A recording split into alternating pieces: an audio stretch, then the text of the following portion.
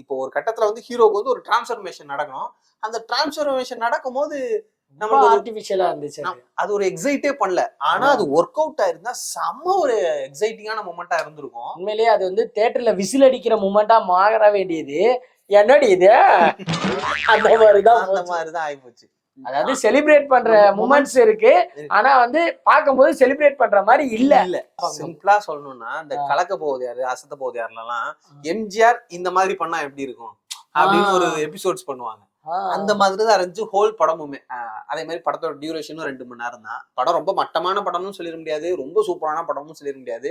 ரெண்டுத்துக்கு நடுவில் அப்படியே நிக்குது. முடிஞ்சிருச்சா அவ்வளவுதானா அப்படின்ற மாதிரி தான் ஒரு சொல்லுவாரு ரஜினி சீன் முடிஞ்சிச்சா, நான் விசில் அடிக்க காத்துட்டு இருந்தேன் அந்த மாதிரிதான். ஆனா விசில் அடிக்கிற மொமெண்ட் நிறைய கிரியேட் ஆக வேண்டியது இப்படி எடுத்துட்டு போகும்போது வேணாம் அப்படின்னு கொண்டு வந்துடுறோம். இல்ல நம்ம கொண்டாடல, நம்ம இப்படி எடுத்துட்டு போனாலும் அவங்க இல்ல வேணாம் தம்பி தம்பி கீழே இறங்குப்பா, தம்பி நீ கீழே இறங்குனா, நீ கீழே இறங்குனாதான் நான் விசில் அடிப்பேன்.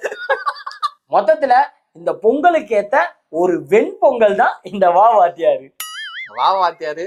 வந்திருக்க வேணான்னு சொல்ற அளவுக்கு இல்லைனாலும் வந்துருச்சு, போய் பாத்துருவோம்.